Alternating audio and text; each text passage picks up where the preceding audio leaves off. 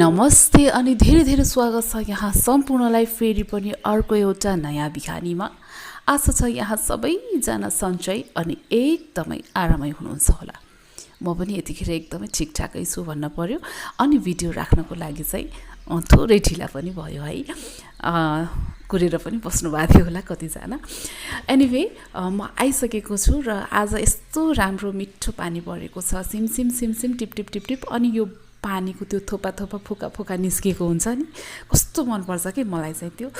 So मैले चाहिँ मर्निङमा बाबुलाई चिया दिइसकेको छु। मैले चाहिँ चिया पानी के पनि लिएको छैन, तातो पानी त लिएँ एक्चुअलमा मैले। अनि यो नेटको पर्दाहरू सबै धुन थियो, मैले बिहानमै धोइदिइहालेको कि। पहिला म पूजा पाठ गर्छु, त्यसपछि बल्ल अनि चिया पानी के खाने हो त्यसपछि खाउँला। कति राम्रो कलर के यो है, कस्तो मन परेको कि। अनि यो नयाँ फुल सारेको थियो मैले, यस्तो भाँचेर हाँगा मात्रै सारेको, कस्तो राम्रोसँग कोपिला पलाएछ। अनि त्यो पातहरूमा के पानीको थोपा थोपा थोपा थोपा बसेको हुन्छ नि, कस्तो मनपर्छ। र यतिखेर म मन्दिरमा आइसकेको छु। भगवानको मन्दिरलाई मैले सजाइराखेकी छु। फुलले सजाउनको लागि एकदमै राम्रो लाग्छ कि है।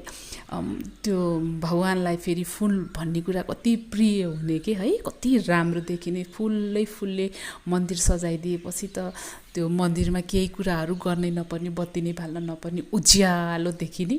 सो मैले अहिले पूजा गरिरहेकी छु मेरो मर्निङको। मलाई पूजा गर्न चाहिँ थोरै टाइम लाग्छ, लगभग 1 घन्टा जति लाग्छ होला। अब भाँडासाँडा माझेर अनि फेरि जल राखेर फुल टिपेर धुपबत्ती आरती सबै गर्दाखेरि थोरै टाइम चाहिँ मलाई पूजा गर्दाखेरि लाग्छ।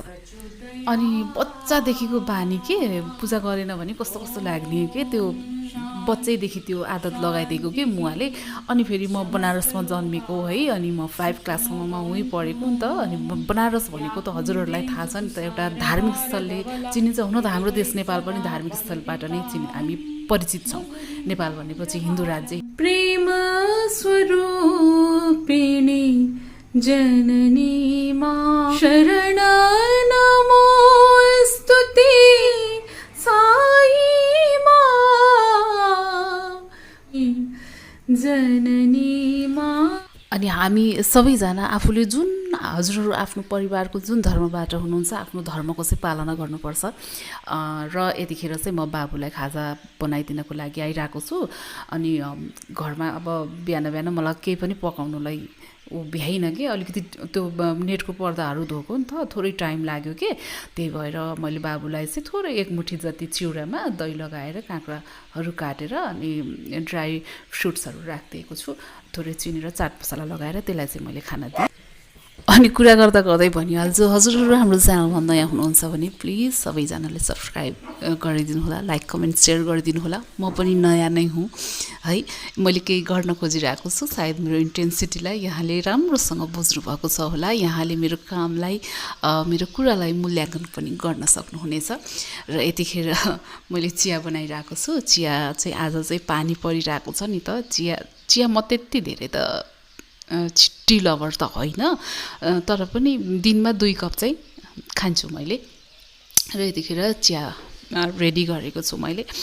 र अगाडिपट्टि झ्यालमा चिसो चिसो मौसमको साथमा चुस्की मैले पनि लिइराखेँ। निकै नै रमाइलो लाग्छ कि है। अझ यसको साथमा पकौडा पनि हुन्थ्यो भने है, के मनले त हुन्छ नि त, के माग्छ। तातो तातो चिजहरू हुन्थ्यो भने कति आनन्द पनि आउँथ्यो होला। सो मैले चिया पनि पिएर यतिखेर चाहिँ बिस्तारा बेडहरू मिलाउनको लागि आइसकेको छु। अनि ब्ल्याङ्केटहरू पनि अलि चिसो नै, त्यति साह्रो गर्मी पनि चढिसकेको छैन कि, थोरै चिसो नै हुन्छ।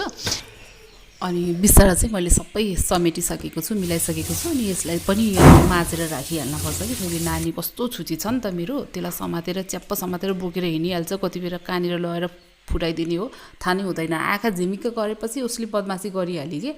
यतिखेरको त फेरि टाइम नै त्यसै हो नि त। अनि यो माछा पनि मैले ल्याएको थिएँ, यहीँको लोकल माछा मलाई यहीँ घरमा ल्याइदिनुहुन्छ कि एकजना हुनुहुन्छ।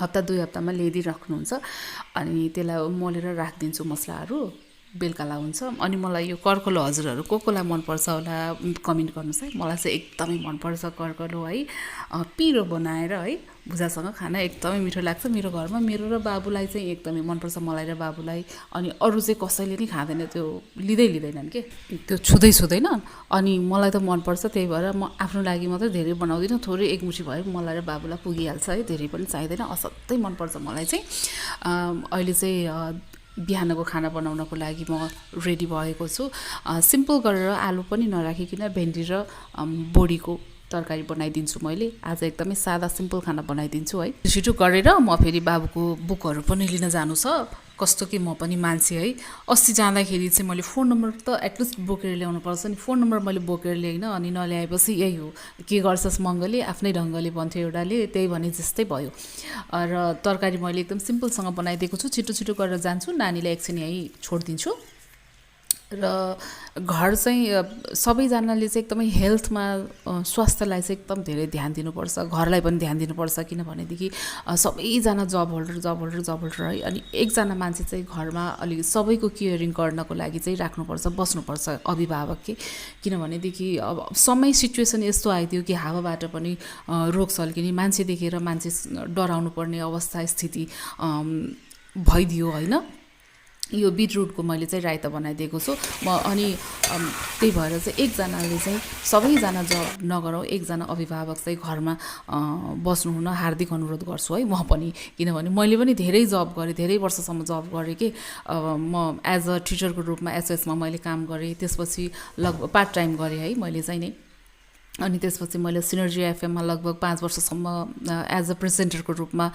होस्टको प्रोग्राम होस्टको रूपमा गरेँ त्यसपछि विजय एफएममा लगभग मैले 12 वर्ष जति एज अ प्रोग्राम प्रेजेन्टरको रूपमा मैले काम गरेँ होइन तर त्यतिखेर त मलाई यस्तो मेरो टाउकोमा यति धेरै व्यवहारहरू आइपुगेको थिएन तर जब आइपुग्यो त्यसपछि मैले चाहिँ जागिरहरू चाहिँ पुरै कम्प्लिट रूपमा चाहिँ छोडेर आफ्नो बच्चाहरूको आफ्नो घरको नै ध्यान दिन मैले लागेँ त्यतैतिर मेरो ध्यान आकर्षण भयो अब गर्नु पनि पर्यो हैन गर्ने मान्छे पनि कोही पनि छैन घरमा नगरी पनि हुँदैन अनि आफूले गरे पो आफ्नो बच्चाहरूले पनि सिक्छ आउने सन्तानहरूले सिक्छन् हैन अब छोरा छ भोलि बिहान बुहारी पनि आइपुग्छ उलाई पनि सिकाउनै पर्यो अनि आफूले पनि त्यो कुरा जानेको छैन भने फेरि बुहारीलाई कसरी सिकाउने हो कि हैन हेर्नुस् त अहिलेको सिचुएसन समस्या कस्तो छ कति सासूहरूको देखिरा हुन्छौं नि हामीले वरपर छरछिमेकमा हो कि हैन भन्नुस् त र अहिले चाहिँ बेलुकाको खाना मैले बनाइरहेको छु र फिस करी बनाइदिन्छु मैले यहाँनिर एकदम सिम्पल बनाइदिन्छु है अनि तोरीको गेडा हुन्छ नि कालो ब्ल्याक मस्टर्ड सिड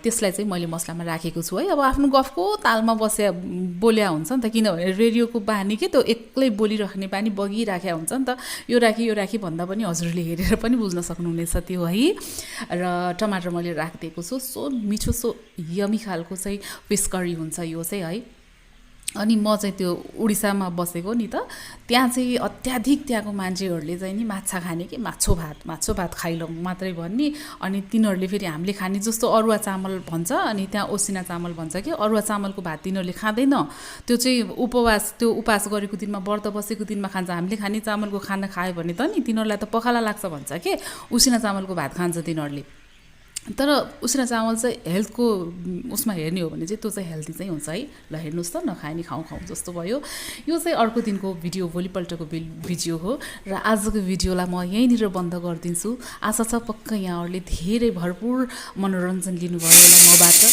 फेरि अर्को भिडियोमा भेटघाट हुने नै छ त्यतिन्जेलसम्म अनुलाई सम्झँदै गर्नुहोस् होला फेरि अर्को भिडियोमा म उपस्थित हुने नै छु नमस्ते love you all take care bye bye अनि एउटा कुरा चाहिँ फेरि मैले भन्नै बिर्सेँ कि सबैजना स्वस्थ रहनुहोस् व्यस्त रहनुहोस् मस्त पनि रहनुहोस् आफ्नो स्वास्थ्यको धेरै ध्यान दिनुहोस् यही भन्छु फेरि अर्को भिडियोमा भेट हुनेछ नमस्ते फेरि पनि love you all take care have a good day तपाईको आजको मङ्गलबारको दिन मङ्गलमय रहोस् फेरि अर्को भिडियोमा